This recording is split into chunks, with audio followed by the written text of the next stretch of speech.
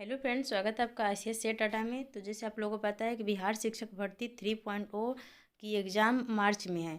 इसी को मद्देनज़र रखते हुए हमारे चैनल पे सेट उपलब्ध कराया जा रहा है, जिसमें से यह सेट द ऑफिसर एकेडमी का है और जो हम सेट करा रहे हैं वो पॉलिटी से है। और अगर आपका सब्जेक्ट GS है यानी SST सब्जेक्ट है तो यह आपके लिए लाभदायक होगा। तो चलिए, इसके पहले हमारा 6 वीडियो अपलोड हो चुका है यूट्यूब पे, तो आप जा कर के उसे देख सकते हैं। तो चलिए शुरू करते हैं। अगला क्वेश्चन,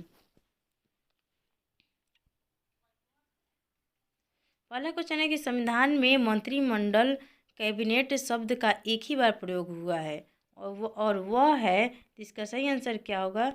ए, अनुच्छेद 352 में मंत्रिमंडल शब्द का प्रयोग मात्र अनुच्छेद 352 में कहा गया है, जो क्या है, एक राष्ट्रीय आपातकाल के से राष्ट्रीय आपातकाल में इसके बारे में वर्णन किया गया है। वर्णन नहीं, एक शब्द यूज किया गया है। अगला क्वेश्चन है, निम्नलिखित में से किस संविधान संशोधन अधिनियम द्वारा मंत्रिपरिषद की संख्या लोकसभा के कुल सदस्यों के 15% तक की सीमा तक निर्धारित की गई है? इसका आंसर होगा ऑप्शन सी, 51वां संविधान संशोधन अधिनियम 2003 के द्वारा किया गया है। यानी क्या है कि मंत्रिपरिषद में जो मंत्रियों की संख्या होगी वो कुल सदस्यों को, लोकसभा के कुल सदस्यों की संख्या से 15% से अधिक नहीं हो सकती, और इसको 51वां संविधान संशोधन 2003 के द्वारा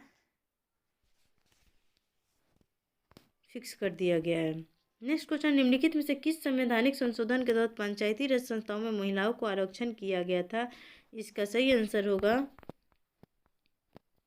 ऑप्शन सी, 73वां संशोधन के तहत। नेक्स्ट क्वेश्चन है, नागरिकता संशोधन कानून कब पारित किया गया था? इसका सही आंसर होगा ऑप्शन ए, कोई नहीं। किस संविधान संशोधन बिल से हुई थी?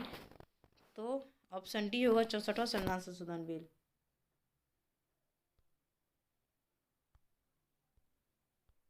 64वां संविधान संशोधन बिल होगा। संवैधानिक प्रावधान के संशोधन का प्रावधान किसमें दिया गया है? संवैधानिक प्रावधान ऑप्शन सी होगा, भाग 20 होगा, अनुच्छेद 368 में। यहाँ पे XXX कर दिया गया, जो गलत है, XX ही होगा। भाग 20 अनुच्छेद 368 होगा। भारतीय संविधान में संशोधन होता है, इसका सही आंसर होगा ऑप्शन बी, अनुच्छेद 368 के तहत। क्या होता है? अनुच्छेद 368 के तहत संविधान में संशोधन होता है।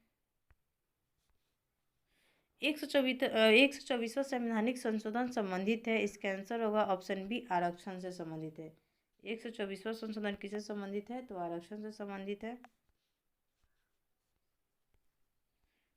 पहली ही अवस्था में राष्ट्रपति किस अवधि के लिए वित्तीय आपातकाल की घोषणा जारी कर सकते हैं? इसका आंसर होगा ऑप्शन बी, 2 महीना के लिए। वित्तीय आपातकाल 2 महीना के लिए जारी किया जा सकता है। 160वें संविधान संशोधन बिल को दूसरी किस नाम से जानते हैं?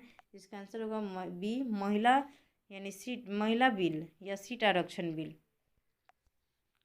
मतदान की न्यूनतम आयु 18 वर्ष किस संविधान संशोधन में हुआ था? इसका आंसर होगा ऑप्शन डी, 61वां संशोधन के तहत हुआ था। भारतीय संविधान में संशोधन करके शिक्षा का अधिकार कब जोड़ा गया था? इसका आंसर होगा ऑप्शन ए, 1 अप्रैल 2010 को जोड़ा गया था।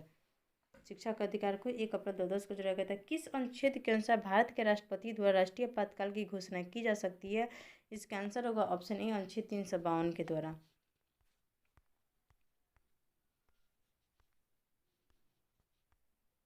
राष्ट्रपति राष्ट्रीय आपातकाल की घोषणा कर सकता है, इसका आंसर क्या होगा? इसका आंसर होगा ऑप्शन डी, ऊपर वर्णित सभी कारणों के आधार पर।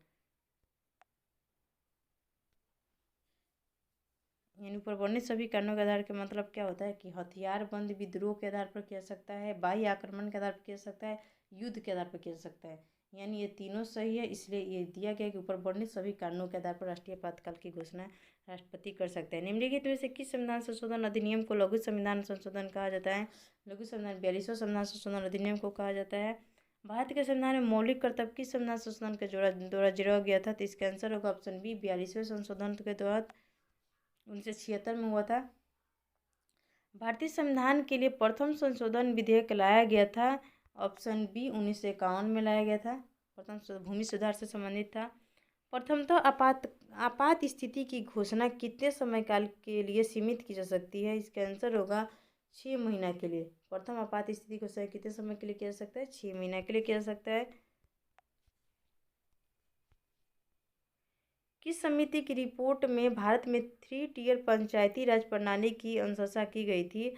इसका आंसर होगा 3 टियर पंचायती राज प्रणाली। 3 टियर तो होगा ऑप्शन डी, अशोक बलवंत राय मेहता समिति, और 2 स्तरीय बोला गया था अशोक मेहता समिति के तहत। इसमें आंसर हाँ सही है। पंचायती राज संस्था की स्थापना करने वाला पहला भारतीय राज्य कौन सा था? इसका आंसर होगा ऑप्शन ए, राजस्थान। सबसे पहले राजस्थान में हुआ था, फिर आंध्र प्रदेश हुआ था। आंध्र प्रदेश में सेकेंड बार हुआ था और प्रथम बार हुआ था राजस्थान में। भारत में पंचायती राज संस्थान स्थापित करने वाला पहला राज्य था? इसका आंसर होगा ऑप्शन बी, राजस्थान।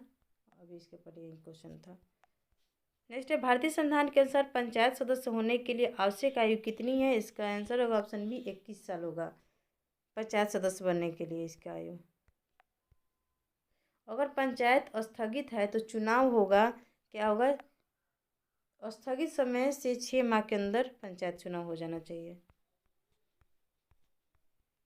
नेक्स्ट है, भारत के किस केंद्र शासित प्रदेश में पंचायती राज व्यवस्था नहीं है? इसका आंसर होगा ऑप्शन ए, दिल्ली में नहीं है। पंचायती राज व्यवस्था दिल्ली में नहीं है। किस समिति ने सिफारिश की कि निर्णय लेने की शक्ति विकेंद्रीकरण को विकेंद्रीकृत किया जाना चाहिए और निर्वाचित स्थानीय निकाय की स्थापना की जानी चाहिए? इसका आंसर होगा बलवंत राय मेहता समिति ने लिया था। विधानसभा ने पंचायती राज संशोधन बिल 2018 पारित किया ताकि 3 सतहों की पंचायती राज प्रणाली की अंचल समिति को रद्द कर राज्य में 2 सतह की प्रणाली की स्थापना की जा सके। तो ऑप्शन होगा अरुणाचल प्रदेश ने किया था 2 स्तरीय लाने के लिए। निम्नलिखित में से कौन सा भारत का पहला नगरपालिका निगम था? इसका आंसर होगा ऑप्शन डी, मद्रास नगर निगम। पहला क्या था? नगरपालिका निगम था, मद्रास नगर निगम। ये भी क्वेश्चन अच्छा है। लोकतंत्र और विकास के लिए पंचायती राज संस्थाओं की पुनः स्थापना के लिए राजीव गांधी द्वारा 1986 में गठित समिति का नाम क्या था? इसका आंसर होगा ऑप्शन बी, ML सिंघवी समिति होगा। किसके द्वारा गठन किया गया था? लोकतंत्र और विकास के लिए पंचायती राज संस्थाओं की पुनः स्थापना के लिए राजीव गांधी के द्वारा गठित किया गया था 1986 में ML सिंघवी समिति गठन। हरियाणा पंचायती राज संशोधन बिल 2015 के अनुसार पंचायती राज इंस्टीट्यूशन चुनावों में उम्मीदवारों की न्यूनतम योग्यता क्या निर्धारित की गई है? इसका आंसर होगा ऑप्शन बी, मैट्रिक।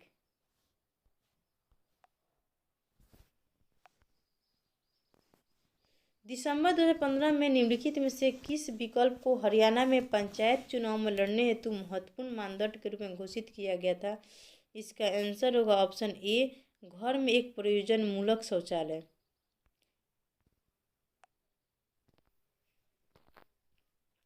अब हमारा टॉपिक आ रहा है आपातबंद, इमरजेंसी प्रोविजंस। इसे देखते हैं क्वेश्चन है, किस अनुच्छेद के अनुसार वैध कारणों के आधार पर राज्यों में राष्ट्रपति शासन लागू किया जा सकता है? इसका आंसर होगा ऑप्शन ए, अनुच्छेद 356 के तहत राष्ट्रपति शासन है। भारत में राष्ट्रीय आपातकाल किसके शासनकाल में लगाया गया था? तो इसका आंसर होगा ऑप्शन डी, इंदिरा गांधी सबसे पहले लगाई थी। अभी वहीं तो लगाई थी, एक बार लगाया अभी। राष्ट्रीय आपातकाल क्या इंदिरा गांधी के समय में लागू हुआ था। भारतीय संविधान के किस अनुच्छेद में वित्तीय आपातकाल से संबंधित प्रावधान वर्णित है? इसका आंसर होगा ऑप्शन सी, अनुच्छेद 360। वित्तीय आपातकाल अनुच्छेद 360 में आपातकालीन आपदाओं के मामले में भारत सरकार द्वारा निम्नलिखित में से कौन सी निधि का उपयोग किया जा सकता है? इसका आंसर होगा ऑप्शन ए, आकस्मिक निधि का। अब हमारा टॉपिक आ रहा है संविधान संशोधन, कॉन्स्टिट्यूशनल अमेंडमेंट। क्वेश्चन है, भारतीय संविधान में समाजवादी, धर्मनिरपेक्ष, लोकतांत्रिक गणराज्य शब्द कब शामिल किया गया था? इसका आंसर होगा ऑप्शन डी, 1976 में 42वें संशोधन के तहत इसको शामिल किया गया था, समाजवादी धर्मनिरपेक्ष लोकतांत्रिक गणराज्य को। भारत के संविधान में सेकुलर शब्द को किस संशोधन अधिनियम के माध्यम से जोड़ा गया था? इसका आंसर होगा ऑप्शन डी, 42वें संशोधन के द्वारा। भारतीय संविधान की प्रस्तावना में किस संशोधन के अनुसार संशोधन किया गया था? इसका आंसर होगा, क्या कह रहे हैं, भारतीय संविधान की प्रस्तावना में किस संशोधन के अनुसार संशोधन किया गया था? तो इसका आंसर होगा ऑप्शन बी, 42वें संशोधन के तहत किया गया था, ऑप्शन बी। 1976 में 42वें संशोधन द्वारा भारतीय संविधान की प्रस्तावना में कौन से दो शब्द जोड़े गए थे? तो होगा समाजवादी और धर्मनिरपेक्ष शब्द को जोड़ा गया था, समाजवादी और धर्मनिरपेक्ष, समाजवादी और धर्मनिरपेक्ष शब्द को जोड़ा गया था। किस संशोधन के तहत भारतीय संविधान के अनुच्छेद 75 में यह जोड़ा गया कि मंत्रिपरिषद में प्रधानमंत्री सहित मंत्रियों की कुल संख्या लोकसभा के सदस्यों की संख्या से 15% से अधिक नहीं होगी? तो यह था 91वां संशोधन 2003। क्या था? 91वां संशोधन 2003 था। निम्नलिखित में से किस संशोधन ने पंचायतों को वित्तीय अधिकार प्रदान किए गए और स्थानीय सरकार को मजबूत बनाने में मदद की? इसका आंसर होगा सी, 73वां संशोधन। सिक्किम को भारतीय संघ में किस संवैधानिक संशोधन के द्वारा शामिल किया गया था? इसका आंसर होगा सी, 36वां संशोधन के तहत सिक्किम को भारतीय संघ में संवैधानिक संशोधन के तहत शामिल किया गया था। स्वराज्य का दर्जा उसे 35वां संशोधन के तहत दिया गया था। पूर्ण राज्य का दर्जा 36वां संशोधन के तहत दिया गया। 1987 में किस संवैधानिक संशोधन अधिनियम के तहत गोवा को विधानसभा युक्त पूर्ण राज्य बनाया गया और दमन दीव को केंद्र शासित प्रदेश के रूप में गठित किया गया था? तो इसका ऑप्शन देखते हैं।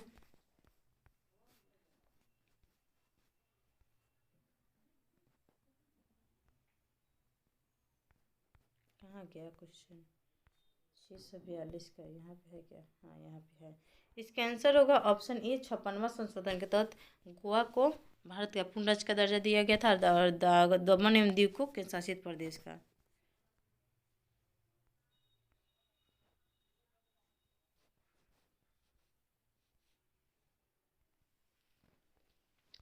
नेक्स्ट क्वेश्चन है, भारत बांग्लादेश भूमि सीमा समझौते के संशोधित संस्करण को दोनों देशों द्वारा भारतीय संविधान के संशोधन के तहत अंगीकृत किया गया था?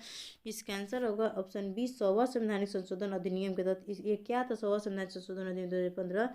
कि भारत और बांग्लादेश में कुछ भूमि, भारत का भूमि बांग्लादेश में चला गया था, बांग्लादेश की भूमि भारत में आ गया था, तो इसका समझौता किया गया था दोनों देश के द्वारा समझौता करके एक दूसरे के क्षेत्र को बांटा गया था। तो वहीं किया गया 100वां संवैधानिक संशोधन अधिनियम 2015 के तहत किया गया। भारतीय संविधान का 100वां संशोधन 2015 किससे संबंधित है? तो भारत और बांग्लादेश, ऑप्शन बी होगा, भारत और बांग्लादेश के बीच भूमि सीमा समझौतों की बहाली से साथ। नेक्स्ट है कि इनमें से किसे 1 जुलाई 2017 को भारतीय संविधान के 101वें संशोधन के रूप में पेश किया गया था? इसका आंसर होगा ऑप्शन बी, वस्तु एवं सेवा कर यानी जीएसटी को, वस्तु एवं सेवा कर को 101वां संशोधन के तहत इसे लाया गया जीएसटी को। भारतीय संविधान का कौन सा संशोधन मौलिक अधिकार के रूप में संपत्ति के अधिकार के उन्मूलन से संबंधित है? इसका आंसर होगा ऑप्शन डी, 44वां संशोधन, संपत्ति के अधिकार के तहत इसको कानूनी अधिकार बनाया गया था।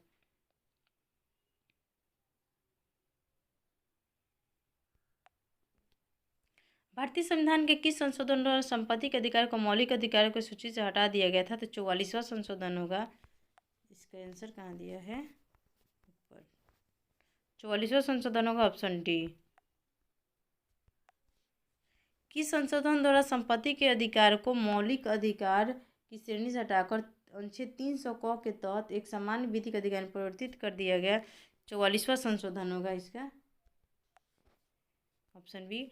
भारत के संविधान में निम्नलिखित में से कौन से संविधान संशोधन में नागरिकों के मौलिक कर्तव्यों को शामिल किया गया है? इसका आंसर होगा ऑप्शन सी, 42वां संवैधानिक संशोधन।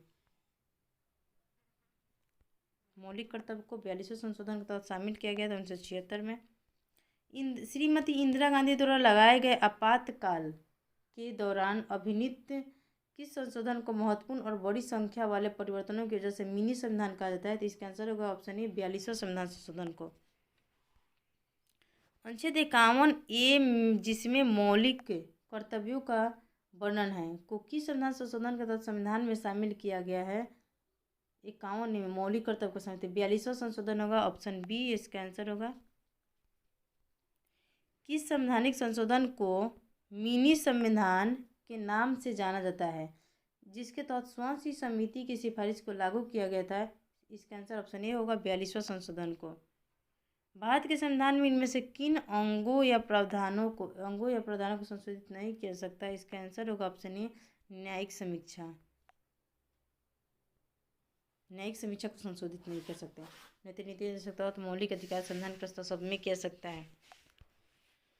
संविधान का कौन सा संशोधन सरकार में निजी उच्च शिक्षा संस्थानों के रूप में अन्य पिछड़े वर्गों के लिए 27% आरक्षण का प्रावधान करता है? इसका आंसर होगा ऑप्शन सी 93वां संशोधन करता है अन्य पिछड़े वर्ग के लिए आरक्षण। संविधान का 99वां संशोधन किसके बारे में है? इसका आंसर होगा ऑप्शन बी राष्ट्रीय न्यायिक नियुक्ति आयोग की स्थापना करना। 99वां संशोधन है। 100वां संशोधन किससे है? तो बांग्लादेश से है, बांग्लादेश। अब क्वेश्चन आ रहा है ऑफिशियल लैंग्वेज से यानी राजभाषा से। भारत में वर्तमान में संविधान की 8वीं अनुसूची में कितनी भाषाएं शामिल है? इसका आंसर क्या होगा? इसका आंसर होगा ऑप्शन डी 22 भाषा है। वर्तमान में भारत में संविधान में हमारा 22 भाषा है। संविधान के अनुच्छेद 348 के अनुसार भारत के उच्च न्यायालयों में कार्यवाही के लिए निम्नलिखित में से किस भाषा का उपयोग किया जाता है? इसका आंसर होगा ऑप्शन ए अंग्रेजी का प्रयोग किया जाता है उच्च न्यायालय में कार्यवाही के लिए। भारतीय संविधान के अनुच्छेद के तहत हिंदी को संघ की आधिकारिक भाषा घोषित किया गया था। इसका आंसर होगा ऑप्शन बी अनुच्छेद 343 के तहत। निम्नलिखित में से किस भाषा को भारत की अनुसूची भाषा का दर्जा प्राप्त नहीं है? इसका आंसर होगा ऑप्शन डी गढ़वाली को नहीं है। नहीं तो नेपाली, मणिपुरी, नेपाली, मैथिली, डोगरी सबको क्या है अनुसूची 8 में शामिल है, गढ़वाली नहीं है। भारतीय संविधान के किस अनुच्छेद के अंतर्गत हिंदी को संघ की राजभाषा घोषित किया गया था? इसका आंसर होगा ऑप्शन बी 343(1) के तहत किया गया था। हिंदी को संघ की राजभाषा घोषित किया गया था 343(1) के तहत। नेक्स्ट है कि भारत के संविधान में कौन सा अनुच्छेद हिंदी को संघ की राजभाषा का दर्जा प्रदान करता है? तो यही क्वेश्चन था पहले 343, ऑप्शन बी हो जाएगा 343 का एक आएगा। भारतीय संविधान के लागू होने से लेकर कितने वर्ष के लिए अंग्रेजी को संघ की एक सहयोगी भाषा के रूप में स्वीकार किया गया था? इसका आंसर होगा ऑप्शन बी 15 वर्ष के लिए। किसको शामिल किया था? हिंदी को, अंग्रेजी को संघ की एक सहयोगी भाषा के रूप में 15 वर्ष के लिए स्वीकार किया गया था लागू होने से। लेकिन वर्तमान में देखते हुए और आगे बढ़ गया। हिंदी को भारत की राजभाषा घोषित कराने के प्रयास हेतु किस स्वतंत्र सेनानी को याद किया जाता है? इसका आंसर होगा ऑप्शन ए पुरुषोत्तम दास टंडन को। अच्छा, इनके ही प्रयास से हिंदी को राजभाषा का दर्जा दिया गया है, पुरुषोत्तम दास टंडन के प्रयास से। राजभाषा अधिनियम की धारा 3 के माध्यम से संघ के राजकीय कार्यों के लिए अंग्रेजी भाषा के निरंतर इस्तेमाल को किस वर्ष लागू किया गया था? इसका आंसर होगा ऑप्शन डी 1965।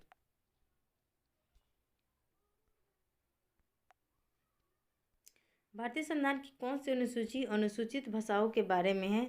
इसका आंसर होगा ऑप्शन सी अनुसूची 8 भाषा के बारे में है।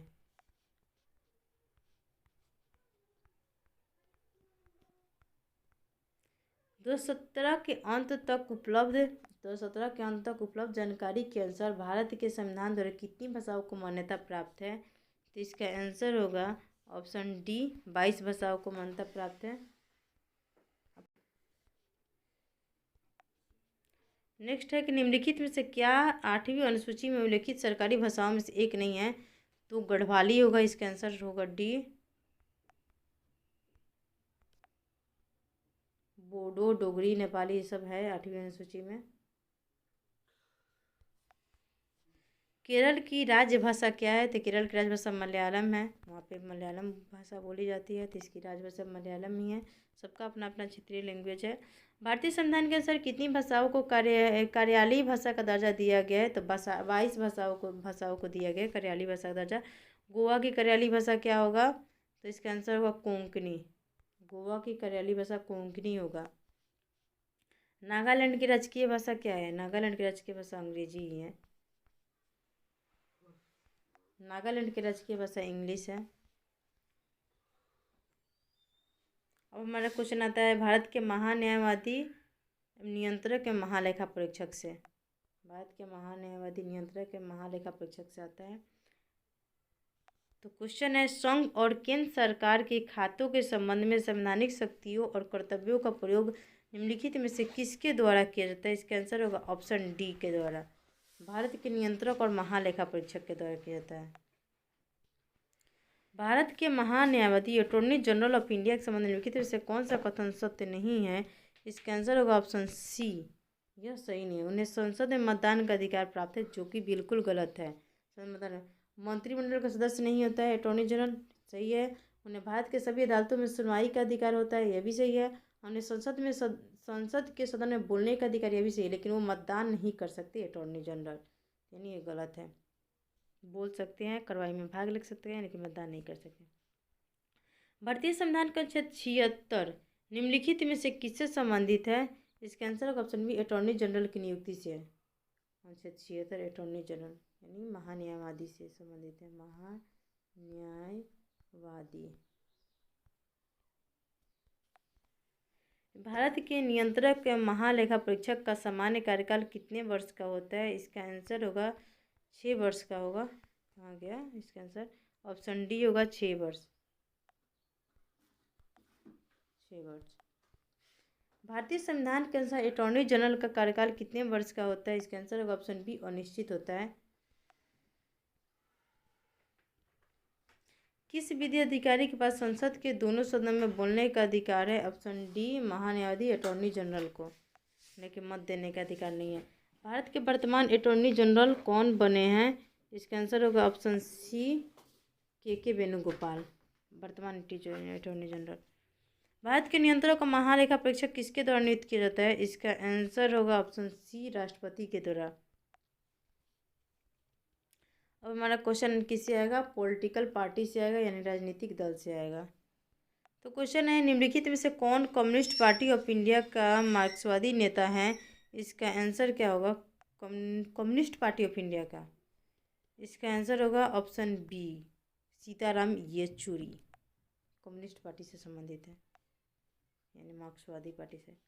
भारत में एक राज्य पार्टी के रूप में एक राजनीतिक दल की मान्यता के लिए एक सीमा होती है जो वैध मतों के कम से कम कितने प्रतिशत राज्य में विधानसभा के पिछले आम चुनाव में प्राप्त हुआ है? इसका आंसर होगा ऑप्शन डी 6। क्या है? इसका आंसर होगा ऑप्शन 6। क्वेश्चन एक बार और पढ़ देते हैं। क्वेश्चन कर रहा है कि भारत में राज्य पार्टी के रूप में एक राजनीतिक दल की मान्यता के लिए सीमा होती है जो वैध मत के कम से कम कितना प्रतिशत राज्य में विधानसभा के पिछले आम चुनाव में प्राप्त होता है? तो 6% वोट प्राप्त होता है। निम्नलिखित राजनीतिक दल उसके स्थापना वर्षों का मिलान करें। इसका आंसर होगा ऑप्शन डी। ऑप्शन डी में होगा तो ए का क्या होगा? ए का 3। भारतीय राष्ट्रीय कांग्रेस 1885 सबको पता है। भारतीय जनता पार्टी का स्थापना 1980 में हुआ था। और सी का 4 बहुजन समाजवादी पार्टी का स्थापना कब हुआ था? तो 1984 में हुआ था। भारतीय कम्युनिस्ट पार्टी का स्थापना 1964 में हुआ था। इस तरह से क्वेश्चन आजकल अक्सर एग्जाम में पूछ लिए जा रहे हैं। तो भारतीय राष्ट्रीय कांग्रेस का स्थापना 1885 में, जनता पार्टी का स्थापना 1980 में हुआ था, बहुजन समाजवादी पार्टी का स्थापना 1984 में, भारतीय कम्युनिस्ट पार्टी का स्थापना 1964 में हुआ था। काशीराम ने किस राजनीतिक दल की स्थापना की थी? इसका आंसर होगा ऑप्शन डी। इसका आंसर क्या होगा? ऑप्शन डी होगा बहुजन समाज पार्टी की। निम्नलिखित राष्ट्रीय राजनीतिक दलों में से किस पार्टी का चुनाव घड़ी है? इसका आंसर होगा ऑप्शन सी राष्ट्रवादी कांग्रेस पार्टी का।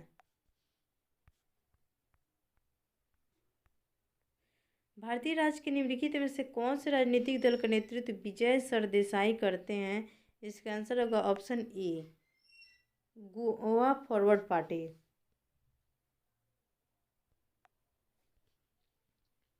भारत की कम्युनिस्ट पार्टी का प्रतीक चिन्ह निम्न में से क्या है? तो इसका आंसर होगा ऑप्शन सी, मुकी और हंसिया। कौन से भारतीय राजनीतिक दल का चिन्ह बाली हंसिया के रूप में है? इसका आंसर होगा भारतीय कम्युनिस्ट पार्टी का है मक्का और हंसिया, बाली और हंसिया के रूप में है। अगस्त 2018 की जानकारी के अनुसार शिरोमणि अकाली दल पार्टी किस राज्य की क्षेत्रीय राजनीतिक पार्टी थी? इसका आंसर होगा ऑप्शन डी, पंजाब की थी अकाली पार्टी।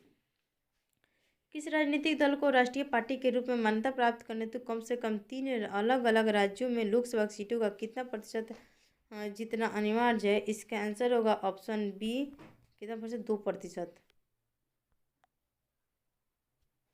अलग अलग राज्यों में 2% होता है। शिवसेना किस राज्य की क्षेत्रीय राजनीतिक पार्टी है? इसका आंसर होगा ऑप्शन बी, महाराष्ट्र की। एन.टी. रामा राव ने तेलुगु देशम पार्टी कब स्थापित की थी? इसका आंसर होगा ऑप्शन बी, 29 मार्च 1982 को। एन.टी. रामा राव ने तेलुगु देशम पार्टी कब स्थापित की थी? तो 29 मार्च 1982 को की थी। भारत की कौन सी राजनीतिक पार्टी लेफ्ट विंग राजनीति का पुरजोर समर्थन करती है, जैसे कि सभी के लिए भूमि का काम करने का अधिकार, वैश्वीकरण, पूंजीवाद और निजीकरण जैसे 9 उदारवादी नीतियों का जोरदार विरोध? इसका आंसर होगा ऑप्शन ए, भारतीय कम्युनिस्ट पार्टी, मार्क्सवादी पार्टी। कोलवांग कुतला चंद्रशेखर राव किस राजनीतिक दल के नेता है? इसका आंसर होगा ऑप्शन डी, तेलंगाना राष्ट्र समिति के नेता हैं।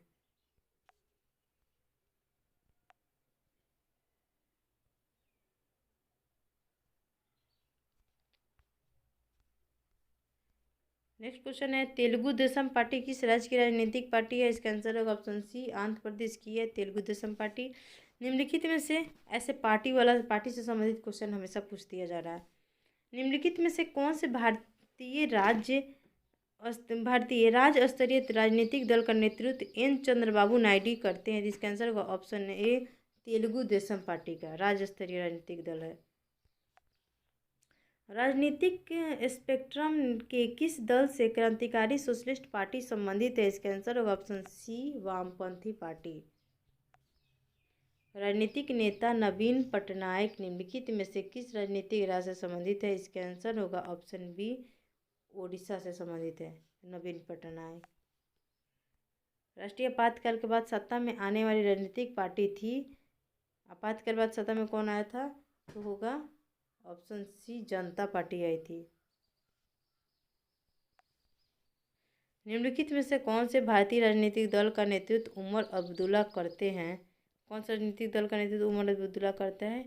तो इसका आंसर होगा option A, Jammu Kashmir national Congress conference, Jammu Kashmir national conference करता है। आज के सेट का लास्ट क्वेश्चन है, निम्नलिखित में से कौन से भारतीय राष्ट्रीय राजनीतिक दल का नेतृत्व ममता बनर्जी करती है? तो इसका होगा answer option C, Akhil Bharatiya Trinamool Congress. तो इस सेट का 100 क्वेश्चन कंप्लीट हो गया है। ऐसे ही वीडियो देखने के लिए हमारे चैनल को लाइक, सब्सक्राइब और शेयर जरूर करें और बेल आइकन को जरूर दबा दें ताकि आने वाला वीडियो का नोटिफिकेशन आपके पास पहुंच जाए। तो मिलते हैं नेक्स्ट वीडियो में। पॉलिटी से संबंधित एक वीडियो हमारा और आएगा जिसमें पूरा 800 क्वेश्चन कंप्लीट हो जाएगा। उसके बाद हम करेंगे ज्योग्राफी का क्वेश्चन।